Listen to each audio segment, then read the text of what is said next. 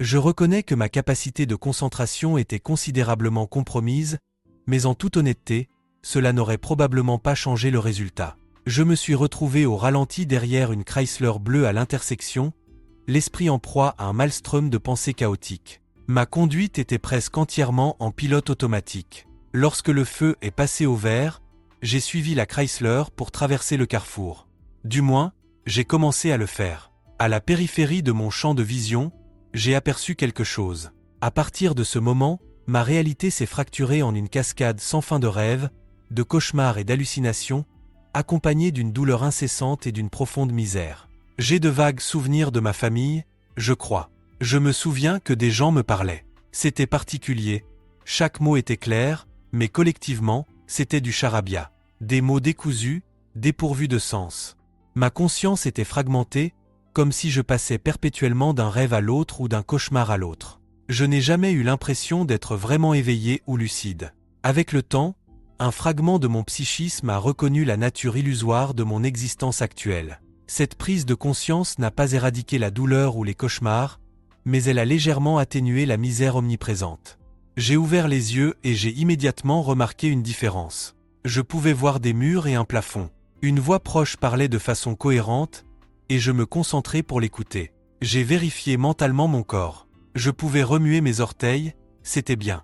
Puis mes doigts, ils fonctionnaient aussi. La douleur était sourde et constante, mais elle était supportable comparée à ce que j'avais enduré. J'ai essayé de tourner la tête, mais la douleur s'est intensifiée et j'ai dû gémir. « Mitchell, vous êtes réveillé !» s'exclama une jeune femme en se penchant près de moi et en souriant. « Je vais chercher le médecin. Reposez-vous, je reviens tout de suite. » Je crois que je me suis rendormi. Lorsque je me suis réveillé, un homme plus jeune que moi était en train d'examiner mes yeux et ma tête. « Bienvenue, M. Mitchell. Vous avez traversé une rude épreuve, mais vous vous en sortez bien. Vous avez eu un accident de voiture, et c'était un peu incertain pendant un certain temps, mais il semble que vous soyez sorti d'affaire. Je sais que tu as beaucoup de questions, mais tu as besoin de dormir et de guérir. Nous vous avons donné quelque chose contre la douleur et pour vous aider à vous reposer. Ne t'inquiète pas, tu verras ta famille très bientôt. » J'ai fermé les yeux un instant, et quand je les ai ouverts, j'ai réalisé que j'avais dû dormir pendant des heures. Luc et Sarah se tenaient à côté du lit, à ma gauche, et souriaient tandis que je découvrais mon environnement. « Oh, papa !» Sarah s'est écriée. « Nous nous sommes tellement inquiétés pour toi. Je savais que tu étais fort et que tu t'en sortirais. Je t'aime tellement, papa. » « Oui, papa, tu es trop têtu pour mourir. » Luc rit. « Tu as encore de belles années devant toi. Je suppose que tu dois remercier maman pour ça. » J'ai essayé de répondre, mais j'avais l'impression que ma bouche était pleine de sable. Je n'arrivais même pas à écarter les lèvres. Il m'était impossible de formuler des mots, alors j'ai essayé de sourire, même si cela me faisait un peu mal. « C'est vrai, papa. Maman t'a fait un cadeau qui ne s'arrête jamais. Elle t'a donné un rein. Je suppose que vous êtes unis par la hanche maintenant, » dit Sarah en riant. « Regarde de l'autre côté, maman est juste là. » Avec un certain effort, j'ai tourné la tête et j'ai vu un lit à côté du mien. Il me fallut un moment pour faire la mise au point. Enfin, j'ai vu Stacy assise, me souriant, des larmes coulant sur ses joues. Était-ce réel ou un autre cauchemar? Que disait-il à propos d'un rein? Pourquoi aurais-je besoin d'un rein? Pourquoi Stacy m'en donnerait-elle un? C'était trop difficile à comprendre. J'ai refermé les yeux.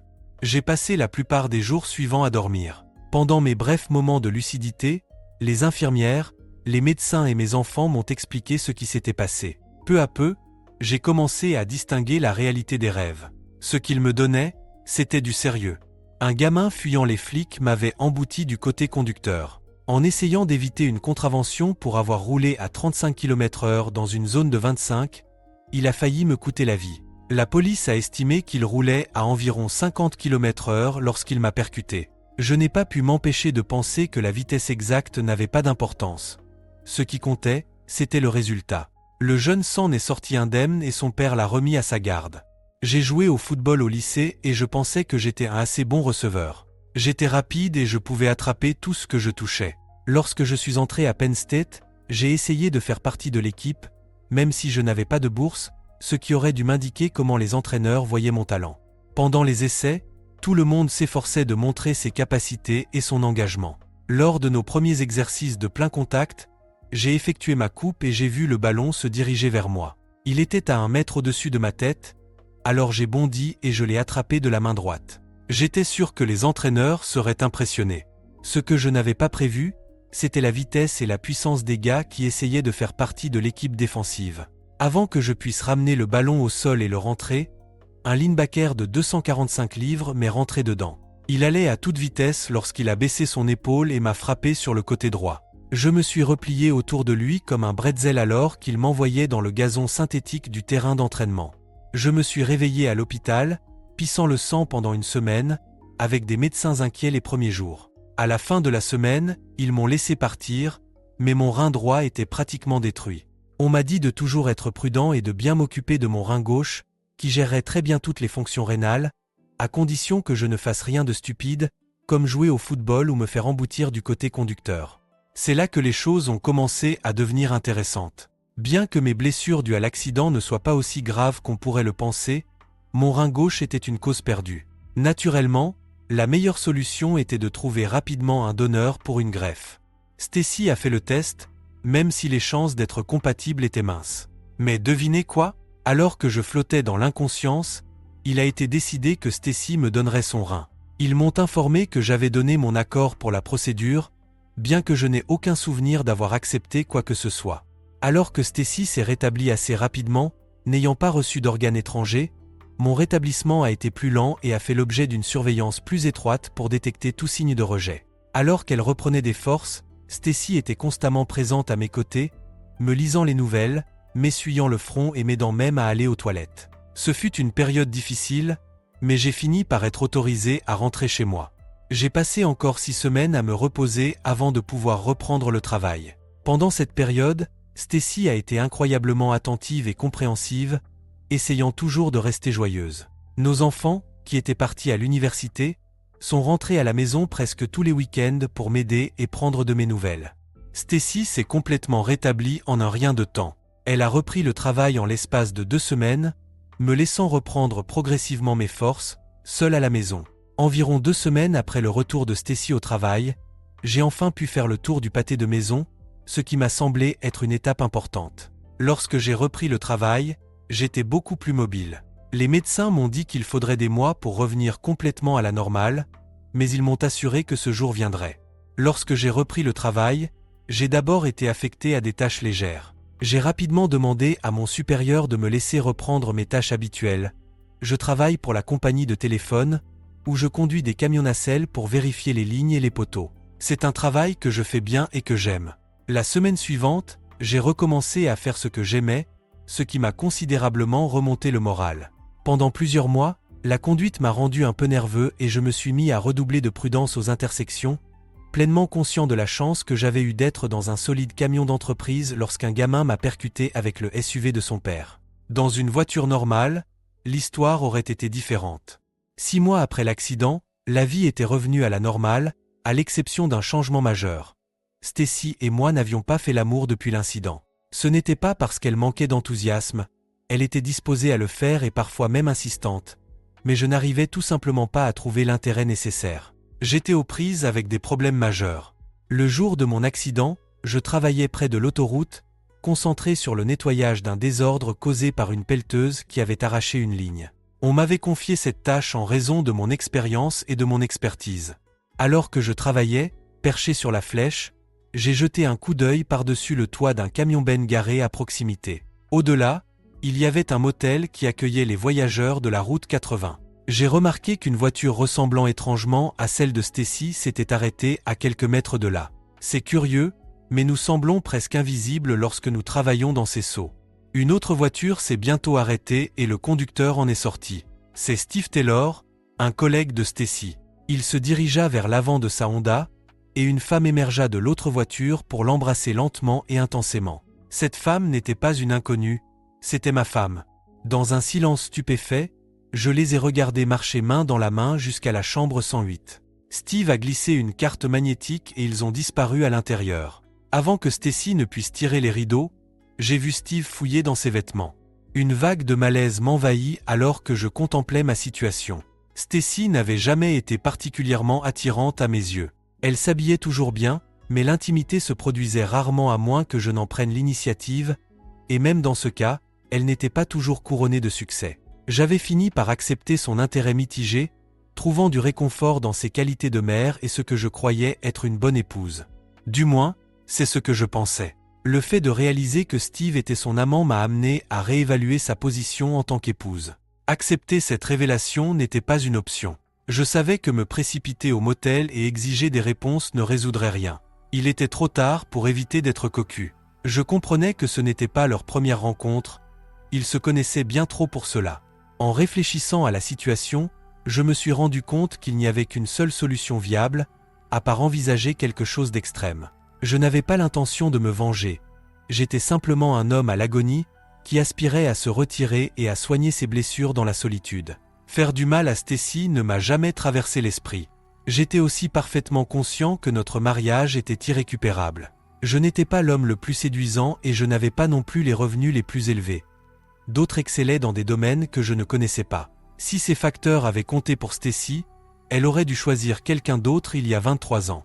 Si je n'étais pas exceptionnel, je possédais néanmoins une certaine fierté et un certain respect de moi-même. Perdre Stacy ne me laisserait presque rien d'important, mais rester cocu me priverait même de cela. Le choix semblait clair. Puis, comme le destin l'a voulu, ce misérable gamin a décidé de fuir les flics. Stacy m'avait donné un de ses reins, un fait que je n'avais pas encore complètement assimilé. L'accident a tout compliqué. Je me suis retrouvé incapable de penser clairement, aussi confus que lorsque j'ai appris le don de Stacy. Je ne l'avais jamais demandé et cela ne me semblait pas juste. Cela aurait pu être plus simple s'il m'avait laissé mourir. Maintenant, je devais trouver comment vivre la vie que ma femme, pour la plupart infidèle et infidèle, m'avait épargnée. « Je pense que tu devrais voir un médecin, James », m'a dit Stacy un soir, alors que nous étions couchés. Elle me draguait, et une fois de plus, j'ai résisté. J'ai passé les 6 derniers mois à consulter des médecins, Stacy, ai-je répondu. Je n'ai vraiment pas envie d'en voir d'autres. De toute façon, je suis presque complètement guéri. Je pensais plutôt à un psychiatre, a-t-elle suggéré. Tu dois admettre que tu n'es plus le même depuis l'accident et je m'inquiète pour toi. Il pourrait s'agir d'un problème mental qu'un médecin pourrait t'aider à résoudre. En vérité, j'avais envisagé la même chose. Peut-être qu'un thérapeute pourrait m'aider à remettre ma vie sur les rails et à faire face à l'infidélité de Stacy. D'accord, Stacy. Si tu prends les dispositions nécessaires, j'irai, dis-je calmement. C'est peut-être une bonne idée. Vraiment, je ne pensais pas que tu accepterais si facilement. James, en fait, j'avais préparé tout un discours pour te convaincre, admet Stacy. Peux-tu me dire pourquoi tu as accepté ma suggestion si rapidement? Si ça ne te dérange pas que je te le demande? Bien sûr, tu peux demander, ai-je répondu en me détournant d'elle. C'est parce que j'ai de gros ennuis. Bonne nuit. Le mardi après le travail, je me suis retrouvé dans le bureau du docteur Clark. C'était une femme raisonnablement séduisante d'environ mon âge, habillée proprement mais de façon conservatrice. Elle avait l'air d'une psychiatre professionnelle. Je suppose que si vous avez des enfants, leurs noms ne sont pas erronés, ai-je fait remarquer alors que nous nous serrions la main. Qu'est-ce qui vous fait dire cela, M. Mitchell? Demanda-t-elle. J'ai toujours entendu dire que 2 requêtes ne font pas une erreur. Docteur, ai-je répondu en gardant mon sérieux. Ses yeux brillaient tandis qu'elle essayait elle-même de garder son sérieux. Finalement, elle se fendit d'un large sourire. Je suis censé vous détendre et vous mettre à l'aise, M. Mitchell, dit-elle en riant. Et non l'inverse. Après les premières conversations, nous avons convenu qu'elle m'appellerait James et que je l'appellerais docteur. James, commença-t-elle en consultant ses notes, je vois que votre femme a pris ce rendez-vous. Elle a mentionné à ma réceptionniste que vous aviez eu un grave accident il y a environ 6 mois et qu'elle vous avait fait don d'un rein. Elle a également noté que si votre rétablissement physique semble bien progresser, il y a un problème. Vous avez perdu tout intérêt pour l'intimité. Est-ce exact, James? Je vais vous dire, Doc. Déshabillez-vous et venez vous asseoir sur ce canapé, et nous verrons à quel point je suis intéressé. Ai-je répliqué, mon irritation étant évidente. Le fait que Stacy se soit autant épanchée auprès de la réceptionniste et qu'elle m'ait fait porter le chapeau était exaspérant. Elle aurait tout aussi bien pu passer une annonce dans un journal et être plus discrète. Le docteur Clark m'examine attentivement, évaluant mon humeur. Êtes-vous en train de dire que vous êtes toujours intéressé par l'intimité?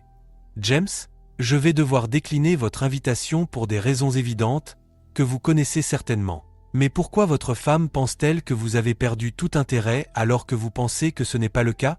Peut-être que cela a quelque chose à voir avec le fait qu'elle soit infidèle, ai-je répondu catégoriquement. Je n'arrive pas à éprouver de l'attirance pour une femme infidèle qui semble satisfaire la moitié de la ville. Cela me rend-il malade ou fou? Nous n'utilisons pas ces termes, James.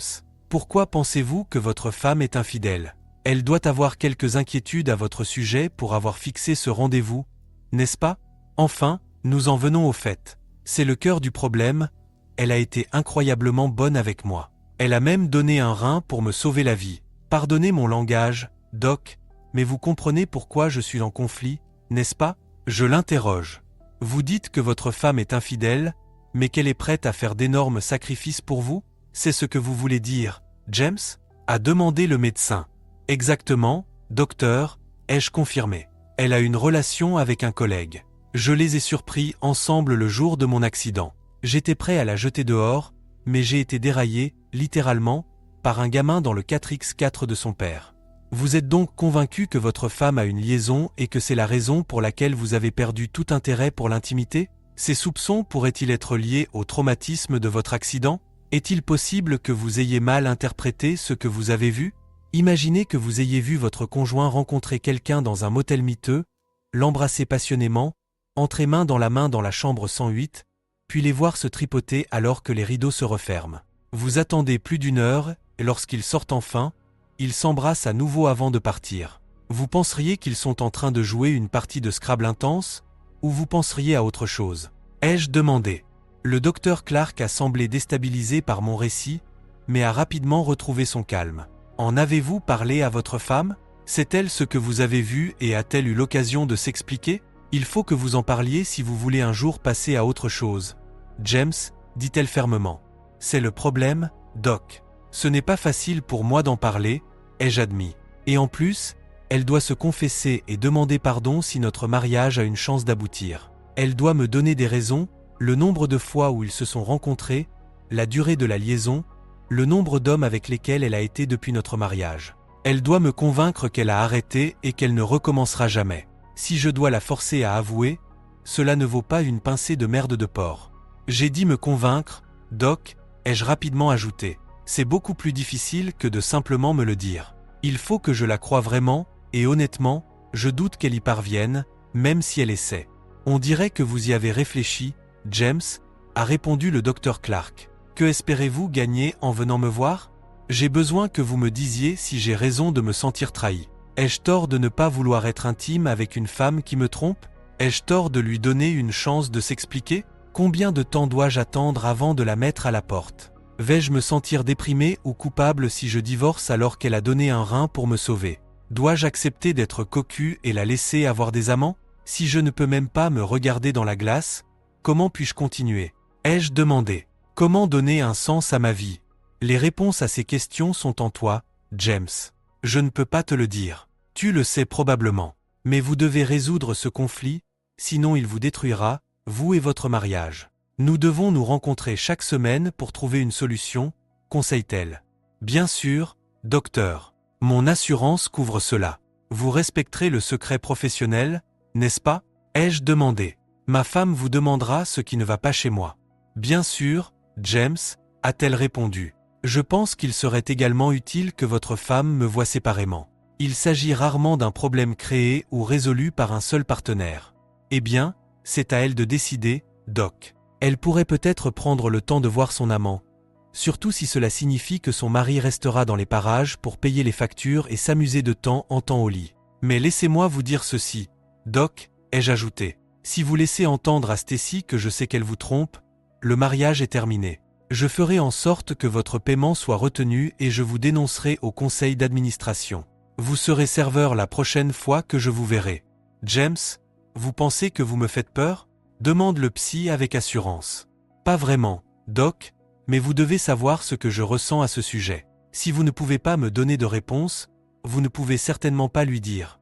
Je n'ai vu le docteur Clark que quelques fois de plus. Il me semblait que nous arrivions toujours à la même impasse, puis que tout s'enlisait. Elle ne m'a jamais donné de conseils précis, et je n'ai jamais dit à Stacy que je n'aimais pas qu'elle me trompe. Si vous devez le dire à votre femme, il ne sert à rien de la garder auprès de vous.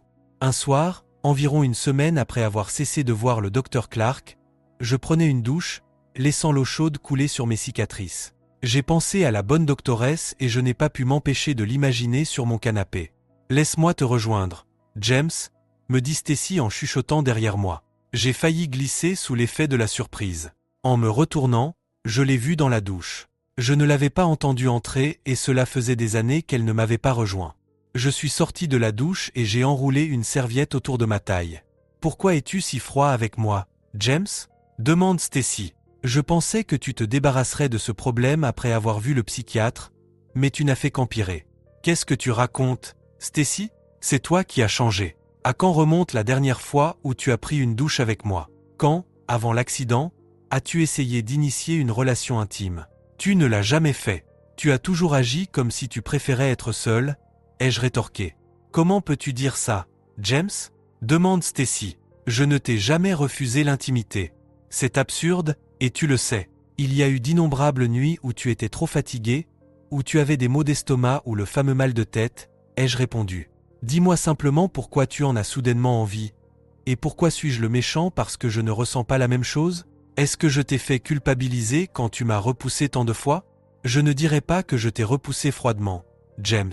J'étais juste fatigué ou stressé. Je n'ai pas réalisé à quel point cela comptait pour toi à l'époque. Tu aurais dû me le dire, explique Stacy. Si j'avais su que ça comptait autant pour toi, j'aurais été plus qu'heureuse de te laisser me faire l'amour.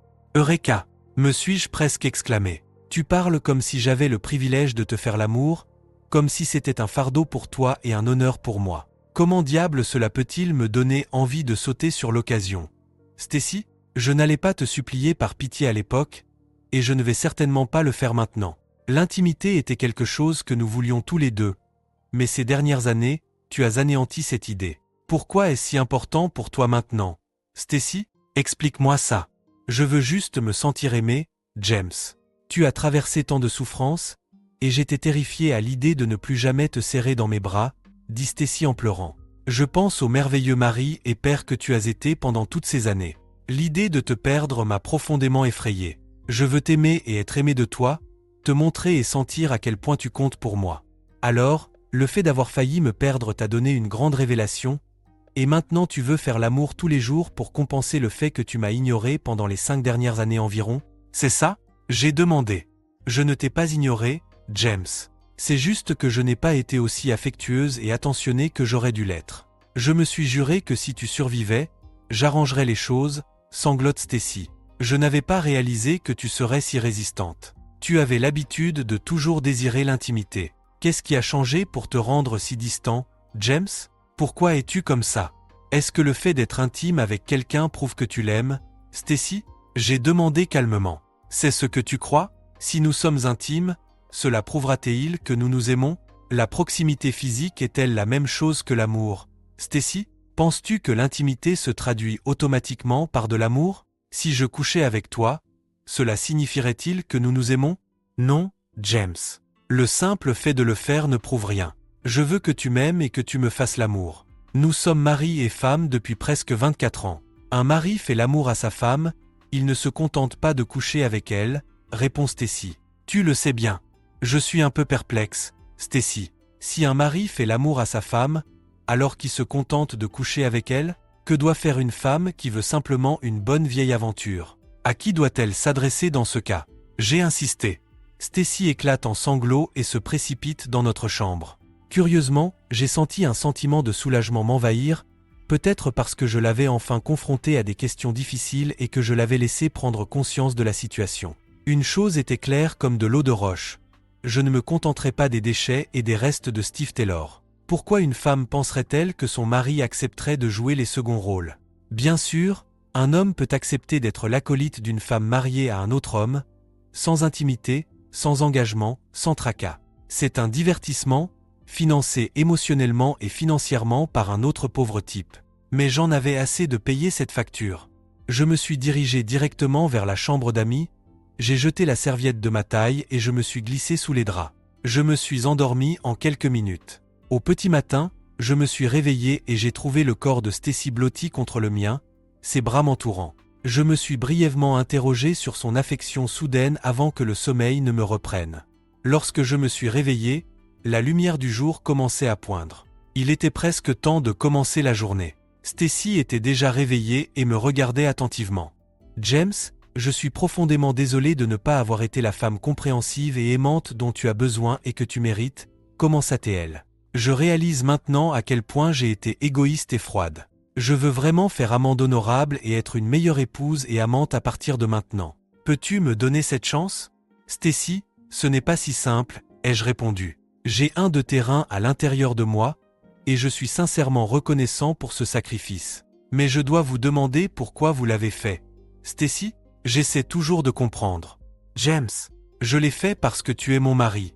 Je t'aime et je voulais t'aider. Je savais que tu ferais n'importe quoi pour moi, c'est le genre d'homme que tu es. » Elle semble décontenancée par ma question. Comment peux-tu demander une chose pareille? Maintenant, je suis redevable, Stacy. C'est comme une ombre qui plane sur moi. Est-ce l'amour ou quelque chose d'autre qui t'a poussé à le faire? J'ai demandé doucement. C'était l'amour et la culpabilité, James. Stacy sanglote, des larmes coulent sur son visage. Je me sens si mal. Tu n'as pas idée à quel point les choses ont été douloureuses depuis ce jour. James, j'ai eu une liaison. J'ai profondément honte. Je suis sorti avec un homme et j'ai couché avec lui 4 fois. La dernière fois, c'était le jour même de ton accident. Stacy s'est effondrée, pleurant sans retenue. J'avais mal au cœur, mais je ne pouvais pas me résoudre à la réconforter. Après quelques minutes, elle a réussi à retrouver son calme et à continuer sa confession. Je suis rongé par la culpabilité, James. Tu as toujours été un mari merveilleux, compréhensif et un amant doux. Je n'ai jamais su qu'il en existait d'autres jusqu'à ce que je m'embrouille avec cet autre homme. Il était dur et exigeant. Je pensais pouvoir le changer, le rendre doux, mais j'ai vite réalisé qu'il voulait juste m'utiliser. Il se moquait de ce que je ressentais ou de ce que je voulais. Nous nous disputions chaque fois que nous étions ensemble. Il me traitait de tous les noms, me disait que j'étais une salope frigide parce que je ne faisais pas ce qu'il voulait. James, j'ai réalisé que je devais faire ces choses avec toi. Pour toi, pas avec un crétin qui me voyait comme un morceau de viande, sanglote doucement Stacy. Je suis resté stoïque pendant que ma femme de 23 ans avouait son infidélité. Le simple fait de l'entendre admettre à quel point elle m'avait maltraité me rassurait un peu. J'ai attendu qu'elle continue. La dernière fois que j'ai été avec lui a été la pire. Nous nous sommes encore disputés, j'ai refusé de faire ce qu'il voulait et il m'a traité de tous les noms, mais seulement après que nous ayons couché ensemble. J'ai prétendu que je le reverrais, promettant que la prochaine fois je ferais tout ce qu'il voulait juste pour m'éloigner, a avoué Stacy. Je l'ai même embrassé sur le parking pour lui dire au revoir. Il m'a fait peur. J'étais terrifié et je voulais juste me débarrasser de lui. C'est le seul homme avec qui j'ai été en dehors de toi, et crois-moi, j'ai retenu la leçon. Puis, peu de temps après, j'ai reçu un appel m'annonçant que tu étais à l'hôpital et que tu risquais de mourir. Imagine ma culpabilité et ma peur, James. Je savais que j'avais tort. J'ai insisté pour qu'il me fasse passer un test pour voir si je pouvais donner un rein. C'était l'occasion de me racheter, de purifier mon âme. C'était aussi égoïste, je le sais. Je devais le faire pour sentir que je méritais une seconde chance avec le meilleur homme que j'ai jamais connu, dit Stacy en reniflant. C'était plus pour moi que pour toi. Pourquoi me dis-tu cela maintenant? Stacy, je lui ai demandé. Tu l'as gardé à l'intérieur tout ce temps. Pourquoi maintenant? Hier soir, j'ai réalisé que je te perdais, James. Je savais que c'était à cause de mon infidélité. Si j'avais une chance de te garder, je devais te dire la vérité et te laisser décider. Si tu veux divorcer, je comprendrai. En te donnant le rein, je n'ai jamais voulu te forcer à rester avec moi si tu ne le voulais pas. Je t'aime beaucoup trop pour cela. Je te l'ai donné volontairement et avec amour, en guise de paiement partiel pour la vie merveilleuse que tu m'as offerte jusqu'à présent. Il n'y a pas de condition. J'ai fait une énorme erreur. C'est à toi de décider ce que tu veux faire, conclut Stacy. As-tu cessé de voir l'autre homme? Lui ai-je demandé. Je te jure que je ne l'ai pas vu seul depuis ce jour. Même si tu divorces, je ne serai plus jamais avec lui. Il a suggéré que nous couchions à nouveau ensemble, mais j'ai été très clair sur le fait que cela n'arriverait jamais. C'était une nouvelle pour moi. Ce connard voulait toujours ma femme après qu'elle ait rompu avec lui, ça n'a pas marché. Je me suis penché et j'ai décroché le téléphone près du lit. J'ai composé les 7 chiffres que j'avais mémorisés et j'ai attendu. Stacy m'a regardé, essayant de deviner mes intentions, mais il était clair qu'elle n'en avait aucune idée. « Allô, Madame Taylor? C'est James Mitchell. Je vais bien, merci. Je vous appelle pour vous demander si vous pouvez convaincre votre mari d'arrêter de harceler ma femme. Elle n'a aucune intention d'être à nouveau avec lui, et si ce comportement continue, je pourrais être obligé de prendre des mesures drastiques. Je suis encore en convalescence, mais j'ai le doigt de la gâchette qui va bien. Veuillez lui transmettre ce message. Au revoir. Le visage de Stacy devint cramoisi tandis que ses lèvres et ses mains tremblaient. Il lui fallut quelques instants pour se ressaisir. Tu savais pour lui? Pas étonnant que je ne t'intéresse pas. Comment l'as-tu découvert? Et quand? Je t'ai vu au motel, chambre 108, le jour de l'accident. Je rentrais chez moi pour te confronter quand j'ai été percuté par ce gamin imprudent. S'il avait respecté la limitation de vitesse, nous serions probablement divorcés à l'heure qu'il est, ai-je admis. Je suis vraiment désolé, James, je mérite ce que tu décideras. Je ne peux pas imaginer à quel point cela a été difficile pour toi. Au moment où tu avais le plus besoin de moi, je n'ai fait qu'ajouter à ta douleur. Je suis une personne horrible. Je ferai mes valises et je serai parti à midi, James. Je n'ai jamais eu l'intention de te blesser, mais c'est exactement ce que j'ai fait. Tu mérites tellement mieux. J'ai vraiment honte. Je vais commencer à faire mes valises maintenant, dit Stacy, la voix chargée de regret. Stacy, si je te donne une autre chance, penses-tu que tu pourrais être prête pour une relation plus aventureuse avec moi? Je lui ai demandé. James, si tu restes avec moi, je ferai tout ce que tu veux. Je te jure que je serai le meilleur amant que tu puisses imaginer, et seulement pour toi. Je ferai tout, promet Stacy à travers ses larmes. Donne ton préavis de 2 semaines au travail aujourd'hui, Stacy. Je ne peux pas te laisser dans le même bâtiment que cette ordure, où je finirai en prison. Commencez à chercher un nouvel emploi immédiatement. Un temps partiel serait parfait. Tu auras peut-être besoin de ce temps supplémentaire pour réfléchir à la façon de te racheter auprès de moi. Je ne suis pas ravi de tout cela, mais je porte ton rein, et tu sembles toujours avoir mon cœur, bon sang.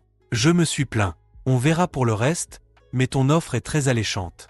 Je suis arrivé en retard au travail ce jour-là. Stacy a pleuré et s'est accrochée à moi pendant longtemps. Je ne sais toujours pas si j'ai fait le bon choix, mais la plupart du temps, je m'en réjouis. Vous ne pouvez pas imaginer le sentiment de dette que vous ressentez envers quelqu'un qui vous a sauvé la vie. Il m'a fallu beaucoup de temps pour pardonner à Stacy. Elle me satisfait vraiment maintenant, et par ailleurs, elle a toujours été une épouse merveilleuse. Je me demande simplement pourquoi nous devons passer par tant de souffrances pour finalement trouver le bonheur. Merci d'avoir regardé cette vidéo jusqu'au bout. Si vous l'avez appréciée, abonnez-vous à la chaîne et donnez un like à cette vidéo. À bientôt!